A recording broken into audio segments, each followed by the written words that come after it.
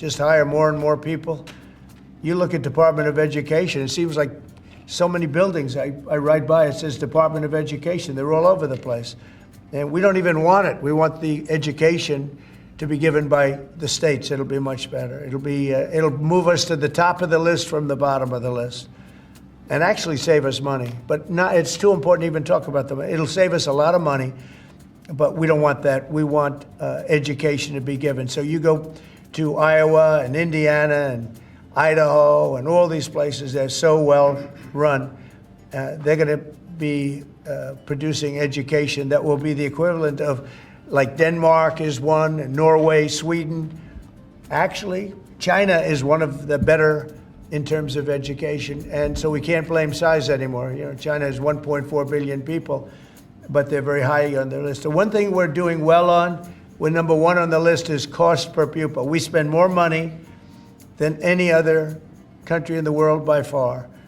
So I jokingly say the one thing we do well on is the cost. We spend more money, and yet we're toward the bottom of the list. Yeah. Mr. President, I want to ask you, the joint address, millions of Americans watched your joint address earlier this week, where you warned that there could be a little disturbance that Americans could feel as a function of these taxes, these tariffs. How much disturbance are you willing to accept in the near term as a function of that? And to set expectations, how long should Americans expect things to cost a bit more?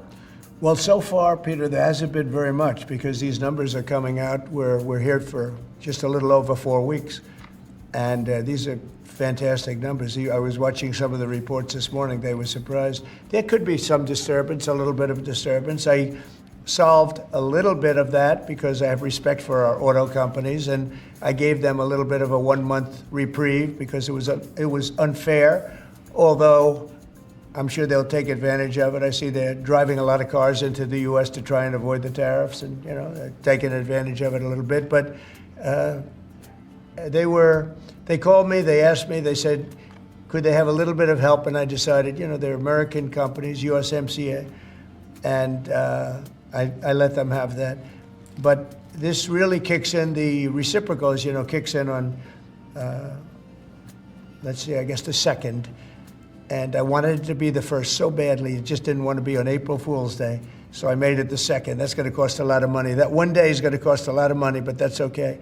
But I don't see it. I don't see anything. I see good reports. I think we're going to have good numbers from the beginning. Now, globalists won't love this because this brings jobs back to America. So if they're coming back to America, maybe you'll lose some in other parts of the world.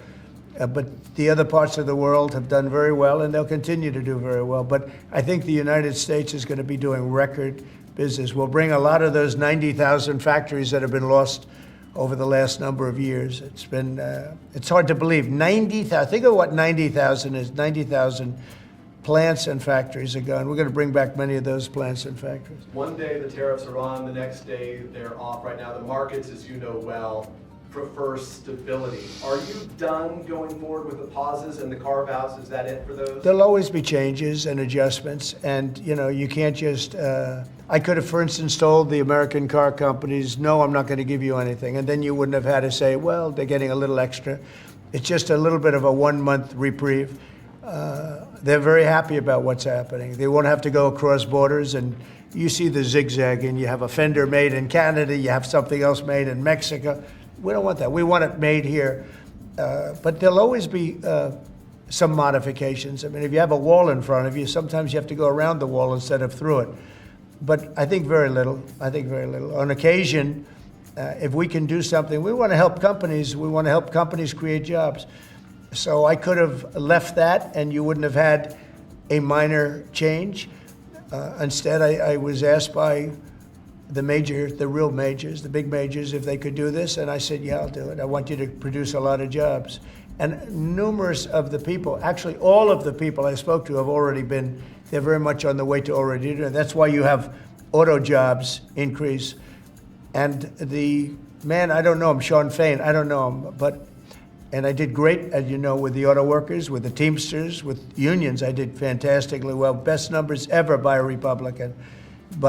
And I have a lot of respect for those people. But Sean Fain, who I don't know, but wasn't a supporter, although the auto workers were big supporters.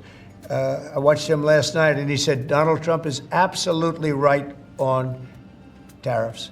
He said what he's doing on tariffs is an incredible thing, and it's about time somebody had the guts to do it, because we're going to save auto manufacturing. And I said to people when I was campaigning, you're going to have so many auto jobs, you're not going to believe what's going to happen. We're going to load up Michigan. I won the state of Michigan, as you know, and part of the reason I won it was I got a lot of auto workers that voted for me, Detroit, etc.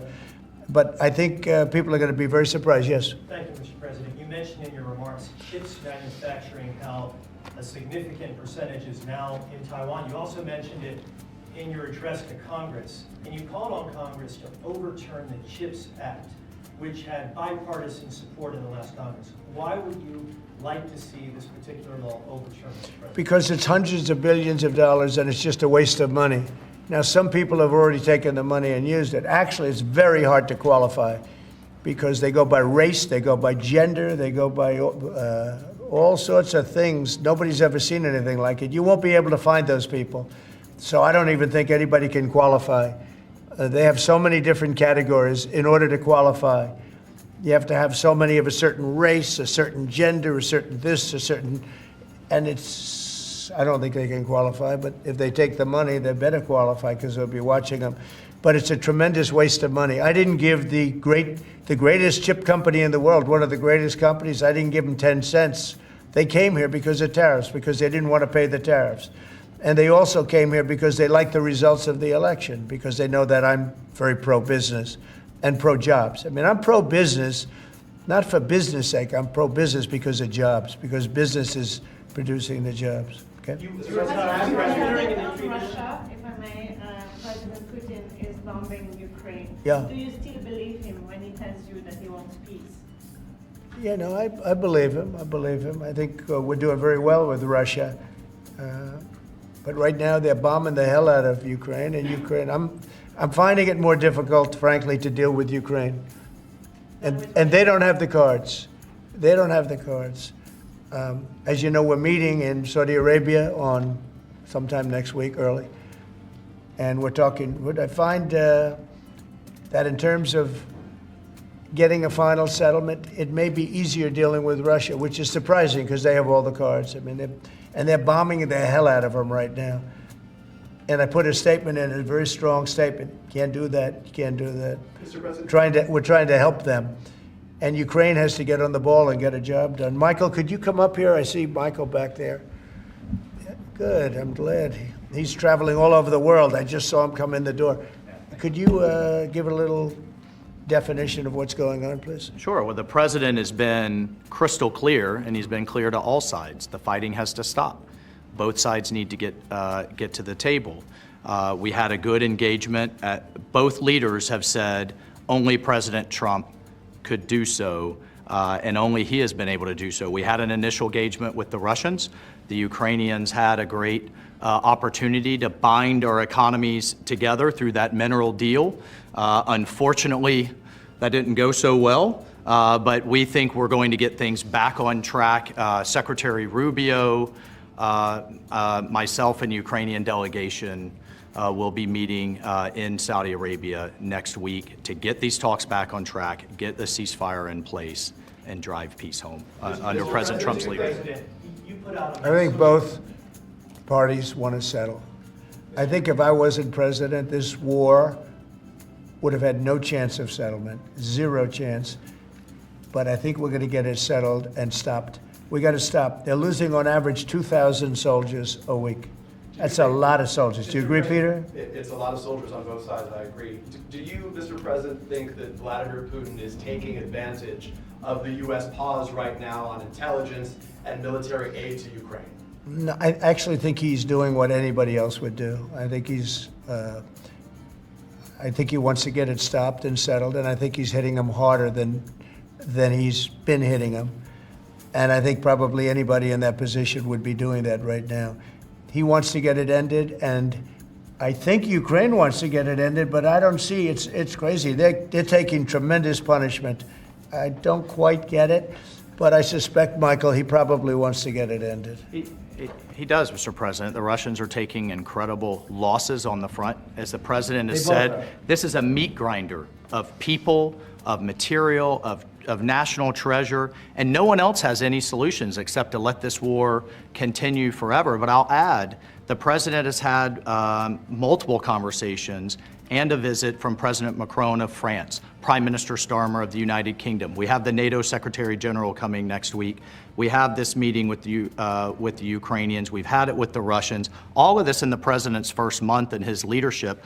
We will engage in the shuttle diplomacy, and we will continue to use his leadership and what leverage we have to get both sides of the peace table. It's not going to be easy, but President Trump. This war should have never happened. It would have never happened if I were president, but it did happen. So a lot of other things shouldn't have happened too. We shouldn't have 21 million people pouring into our country through open borders, many of whom are criminals, very bad criminals, including murderers, thousands of murderers. Many killed, far more than one person, and they're roaming our streets. But Tom Holman and Kristi Noem are doing an incredible job, and we're getting them out of here. And we'll get them out. We'll get them all out.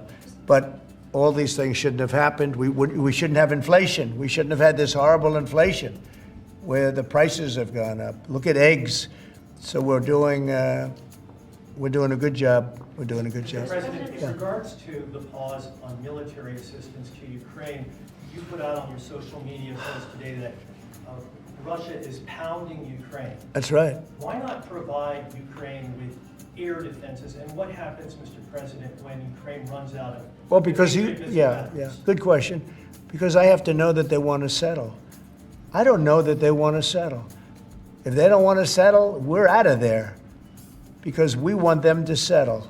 And I'm doing it to stop death, more important than anything else. Secondarily, way down the line is the money.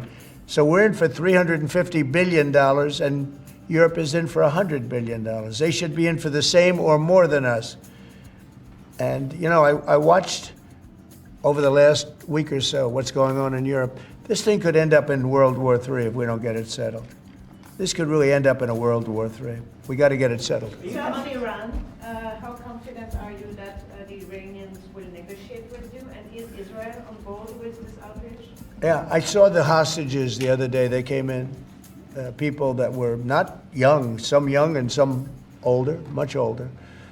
And they gave, it was hard for them to do it, actually. They gave statements as to what happened. I was asking, what happened? How was it? I said, did you see anybody in there that was kind, like out of the hundreds of people that you were seeing, Hamas? Did some of them wink at you and say, don't worry, you're going to be okay, or give you a piece of bread, or no? I said, were there any people that were, like, kind? I was shocked. The answer was nobody. There was nobody. Just the opposite. They'd be slapped and punched. One man broke his ribs. He couldn't breathe for a month. It was brutal. I was so surprised. Could you think there'd be a couple of people that would be kind, that would say, you're going to be okay, but they had none of that. It's pretty amazing. Brian? Thank you, Mr. President. He's a kind person. Well, according to the... Although not to Zelensky, he wasn't. Well, you know what, that's another But to Trump, he's conversation. been good. Yeah. Go ahead, Brian. Nice tie, by the way. We coordinated. Like yours too. Two questions. One on peace. Why don't you think any other European countries are offering a peace deal? It seems like no one's come to the table for peace except for you. Yeah. It's a very good question. Sometimes questions aren't answerable. They're in a very unusual position. They don't know how to end the war.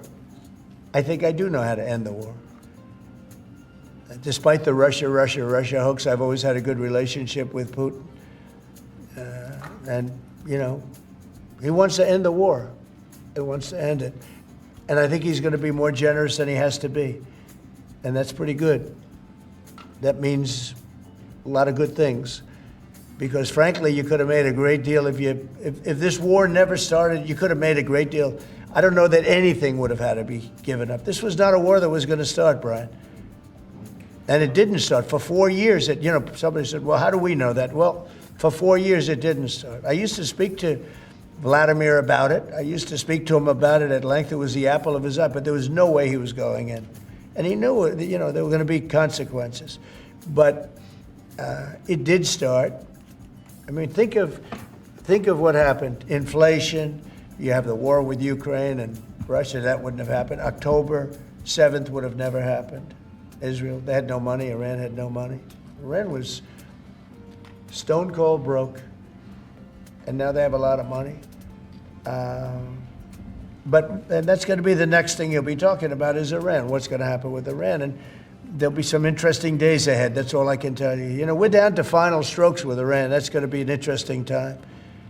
And we'll see what happens. But we're down to the final moments. We're at final moments. You can't let them have a nuclear weapon.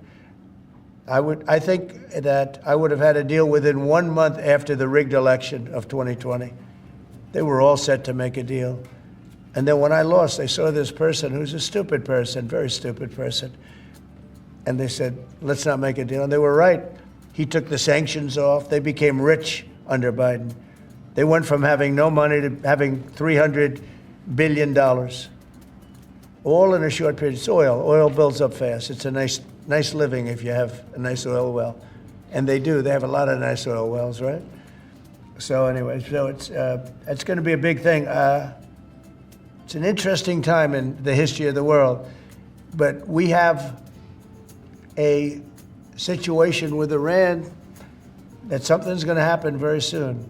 Very, very soon. You'll be talking about that pretty soon, I guess. And hopefully we can have a peace deal. You know, I'm not speaking out of strength or weakness. I'm just saying I'd rather see a peace deal than the other. But the other will solve the problem. Mr. President, your allies are calling on you to pardon Derek Chauvin. Are you considering pardoning Derek Chauvin? No, I haven't even heard about it. No, Mr. President, on peace. I haven't heard that.